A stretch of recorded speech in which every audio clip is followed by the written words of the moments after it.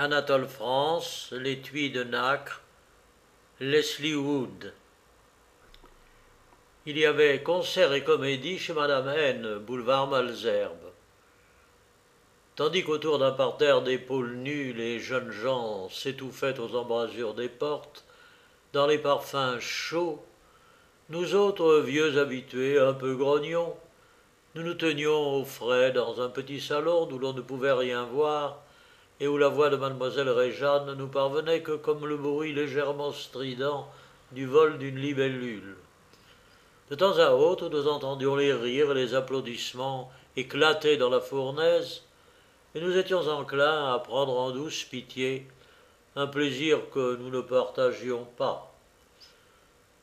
Nous échangions d'assez jolis riens, quand l'un de nous, un député aimable, M. B, nous dit « Vous savez, Wood est ici !» À cette nouvelle, chacun s'écria « Wood, Leslie Wood? Pas possible! Il y a 10 ans qu'on ne l'a vu à Paris. On ne sait ce qu'il est devenu. »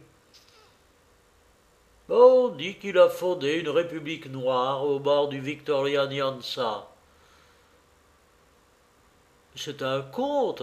Vous savez qu'il est prodigieusement riche et que c'est un grand réalisateur d'impossibilités. Il habite à Ceylan, un palais féerique au milieu de jardins enchantés où nuit et jour dansent des bayadères. Mais comment pouvez-vous croire de bêtises pareilles? Mais la vérité est que Leslie Wood est allé, avec une Bible et une carabine, évangéliser les Zoulous. M. B reprit à voix basse. Bien, il est ici, regardez plutôt. Et il nous désigna, d'un mouvement de la tête et des prunelles, un homme appuyé à l'embrasure de la porte, et qui, dominant de sa haute taille les crânes entassés devant lui, semblait attentif au spectacle. Cette stature athlétique, ce visage rouge avec des favoris blancs, cet œil clair et ce regard tranquille, oui, c'était bien Leslie Wood. Me rappelant les admirables correspondances qu'il donna pendant 10 ans au World, je dis à B. Mais cet homme est le premier journaliste de ce temps. Vous avez peut-être raison, me répondit B. Du moins, puis-je vous affirmer qu'il y a 10 ans, personne ne connaissait l'Europe comme Leslie Wood. Le baron Moïse, qui nous écoutait, secoua la tête. Vous ne savez pas ce que c'est que Wood. Je le sais, moi. C'était avant tout un financier. Il entendait les affaires mieux que personne. Pourquoi riez-vous, princesse? Répandue sur le canapé, dans l'ennui morne de ne pouvoir fumer une cigarette, la princesse Zévorine avait souri. Vous ne comprenez Wood ni les uns ni les autres, dit-elle. Wood n'a jamais été qu'un mystique et un amoureux. Oh, je ne crois pas cela, répliqua le baron Moïse. Ben, je voudrais bien savoir où ce diable d'homme est allé passer les 10 plus belles années de sa vie. Mais où mettez-vous les 10 plus belles années de la vie? Oh, de 50 à 60 ans. On a sa position faite et l'on peut jouir de l'existence. Mais baron, vous pouvez interroger Wood lui-même, le voici qui vient. Le bruit des applaudissements, cette fois, annonçait que la représentation était terminée. Les habits noirs, dégageant les portes, se répandaient dans le petit salon, et tandis que la procession des couples s'acheminait vers le buffet, Leslie Wood venait à nous. Il nous serra la main avec une cordialité placide.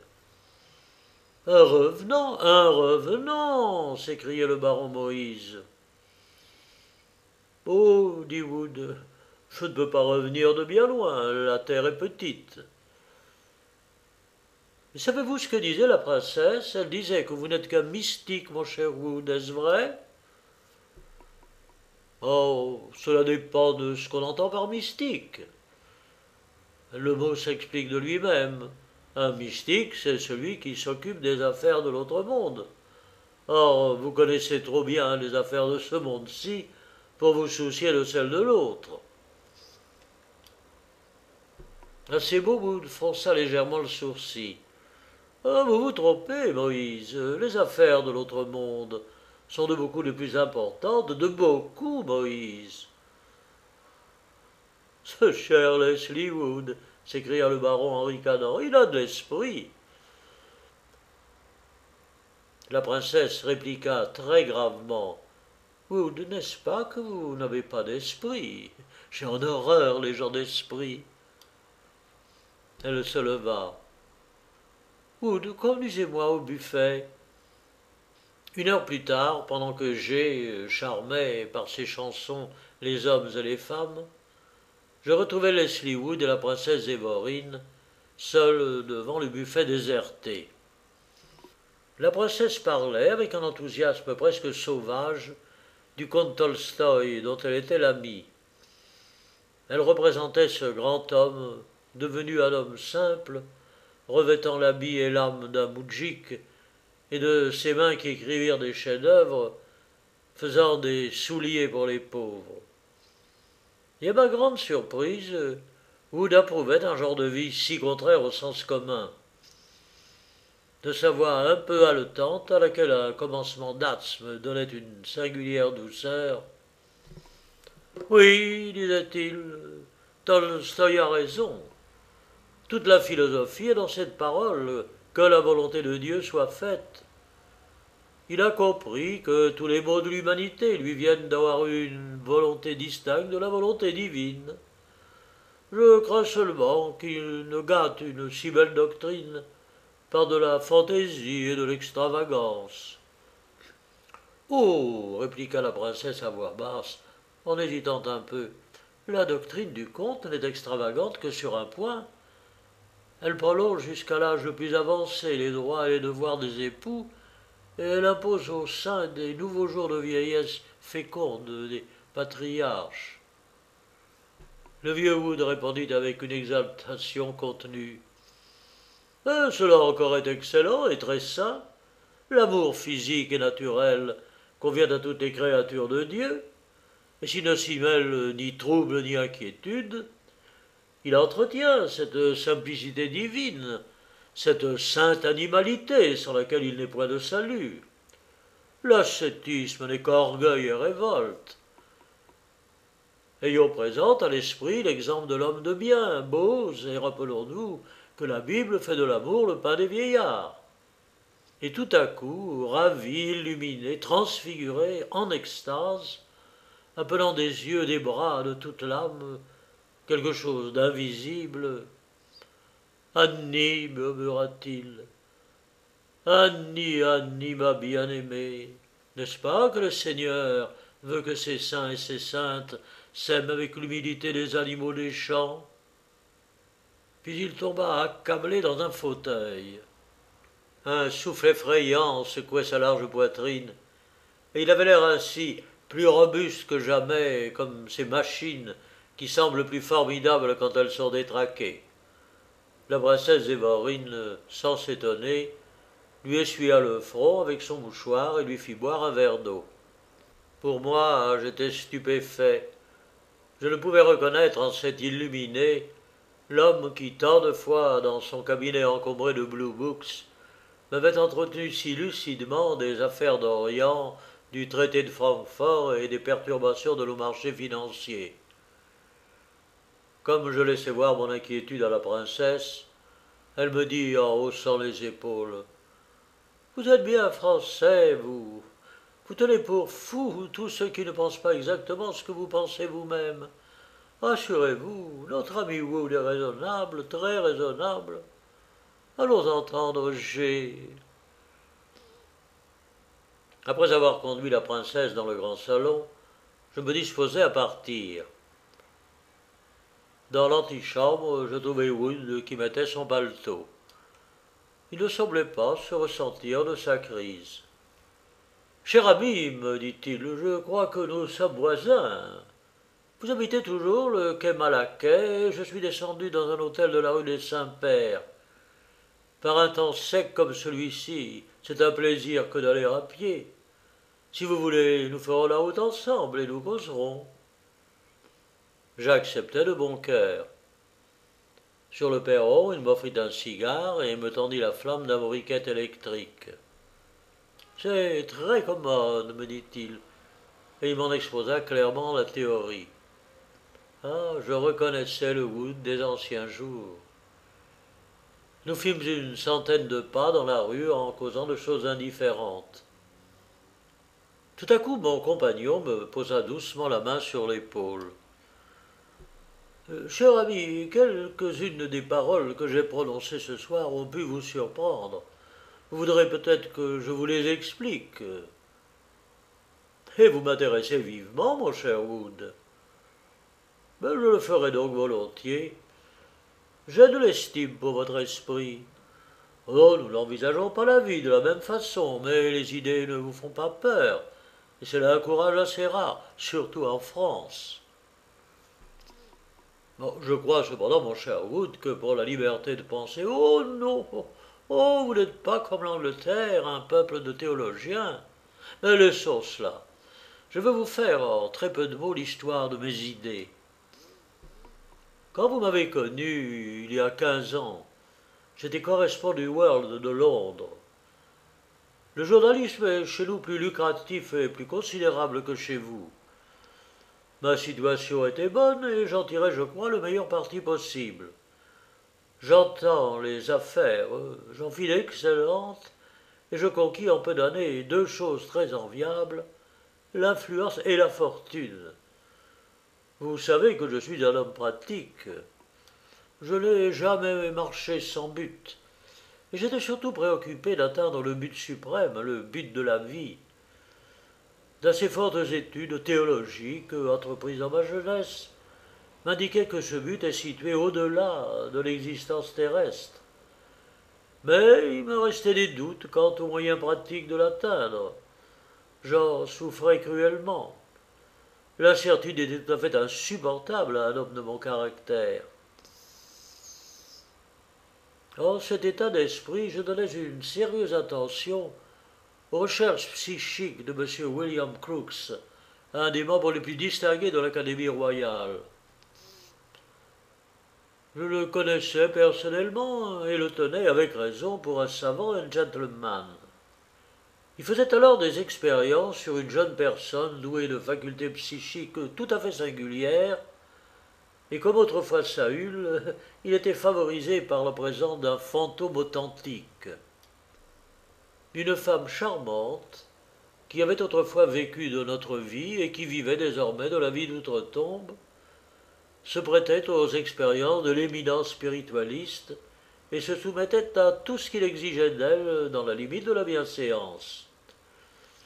Je pensais que de telles investigations, portant sur le point où l'existence terrestre confine aux existences extraterrestres, me conduiraient, si je les suivais pas à pas, à découvrir ce qu'il est nécessaire de connaître, c'est-à-dire le véritable but de la vie. Mais je ne tardais pas à être déçu dans mes espérances. Les recherches de mon respectable ami, bien que dirigées avec une précision qui ne laissait rien à désirer, n'aboutissaient pas à une conclusion théologique et morale suffisamment nette. D'ailleurs, William Crookes fut privé tout à coup du concours de l'incomparable dame morte qui lui avait gracieusement accordé plusieurs séances de spiritualisme. Découragé par l'incrédulité publique et offensé par les railleries de ses confrères, il cessa de publier aucune communication relative aux connaissances psychiques. Je fis part de ma déconvenue au révérend Bert Hodge, avec qui j'étais en relation depuis son retour de l'Afrique australe, qu'il a évangélisé avec un esprit religieux et pratique vraiment digne de la vieille Angleterre. Le révérend Bertholge est de tous les hommes celui dont l'action fut toujours sur moi la plus forte et la plus décisive. Il est donc bien intelligent, demandai-je. Il a une grande intelligence doctrinale, reprit Leslie Wood. Il a surtout un grand caractère, et vous n'ignorez pas, cher ami, que c'est par le caractère qu'on agit sur les hommes. Mais mes contes ne lui causèrent aucune surprise. Il les attribua à mon défaut de méthode et surtout à la pitoyable infirmité morale dont j'avais fait preuve en cette circonstance. Une recherche d'ordre scientifique, me dit-il, n'amènera jamais qu'une découverte du même ordre. Comment n'avez-vous point compris cela? Vous avez été étrangement léger, frivole, Leslie Wood. L'esprit cherche l'esprit, a dit l'apôtre saint Paul. Pour découvrir les vérités spirituelles, il faut entrer dans la voie spirituelle. Ces paroles produisirent sur moi une impression profonde. Mon révérend père, demandai-je, comment entrerai-je dans la voie spirituelle? Par la pauvreté, par la simplicité, me répondit Bertholge. Vendez vos biens et donnez-en l'argent aux pauvres. Vous êtes connu, cachez-vous. Priez et accomplissez des œuvres de charité. Faites-vous à l'esprit simple, une âme pure, et vous aurez la vérité. Je résolus de suivre ces préceptes à la lettre. Je donnai ma démission de correspondant du World. Je réalisai ma fortune qui était engagée en grande partie dans les affaires, et redoutant de renouveler le crime d'Ananias et de Saphira, je conduisis cette difficile opération de manière à ne pas perdre un centime de ces capitaux qui ne m'appartenaient plus. Le baron Moïse, qui me vit à l'œuvre, conçut de mon génie financier une admiration religieuse. Sur l'ordre du révérend Bertholge, je versai dans la caisse de la Société évangélique les sommes que j'avais réalisées. Et comme je témoignais à cet éminent théologien ma joie d'être pauvre, « Prenez garde, me dit-il, de ne goûter dans la pauvreté que le triomphe de votre énergie. Que sert de se dépouiller extérieurement si l'on garde au-dedans de soi l'idole d'or? Soyez humble. » Leslie Wood en était là de son récit quand nous arrivâmes au pont royal. La Seine, où tremblaient des lumières, coulait sous les arches avec un gémissement sourd. « Oh, il faut que j'abrège, reprit le narrateur nocturne. Chaque épisode de ma nouvelle vie dévorait une nuit entière. Bertholge, à qui j'obéissais comme un enfant, m'envoya chez les Bassoutos avec la mission de combattre la traite des Noirs. J'y vécus sous la tente, seul, avec ce généreux compagnon de chevet qui s'appelle le danger, et dans la fièvre et dans la soif, voyant Dieu. Au bout de 5 ans, le révérend Bertholge me rappela en Angleterre. Sur le bateau, je rencontrai une jeune fille. Quelle vision! Quelle apparition 1000 fois plus rayonnante que le fantôme qui se montrait à M. William Crookes. C'était la fille orpheline et pauvre d'un colonel de l'armée des Indes. Elle n'avait point une particulière beauté de ligne. Son teint pâle, son visage amaigri, décelaient la souffrance. Mais ses yeux exprimaient tout ce qu'on peut imaginer du ciel. Sa chair semblait éclairée doucement d'une lumière intérieure. Comme je l'aimais, comme à sa vue je pénétrais le sens caché de la création tout entière, comme cette simple jeune fille me révéla d'un regard le secret de l'harmonie des mondes. Oh, simple, bien simple, mon initiatrice, Madame bien-aimée et la douce Annie Fraser. Je lus dans son âme transparente la sympathie qu'elle avait pour moi. Une nuit, oh, une nuit limpide, comme nous étions seuls tous deux sur le pont du navire, en présence de l'assemblée séraphique des étoiles qui palpitaient en chœur dans le ciel, je pris sa main et lui dis « Annie Fraser, je vous aime. Je sens qu'il serait bon que vous fussiez ma femme, mais je me suis interdit de faire ma destinée afin que Dieu la fasse lui-même. Puisse-t-il vouloir nous unir? J'ai remis ma volonté entre les mains du révérend Bertholge.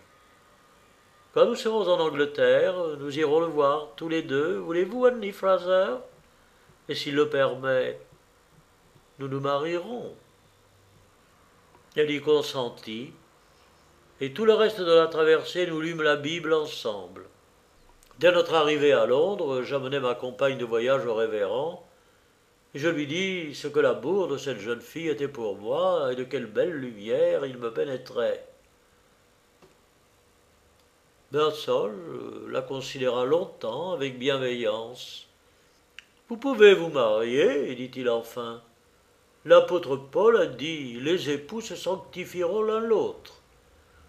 Mais que votre union soit semblable aux unions en honneur parmi les chrétiens de la primitive Église, qu'elle reste purement spirituelle et que le glaive de l'ange demeure entre vous dans votre couche.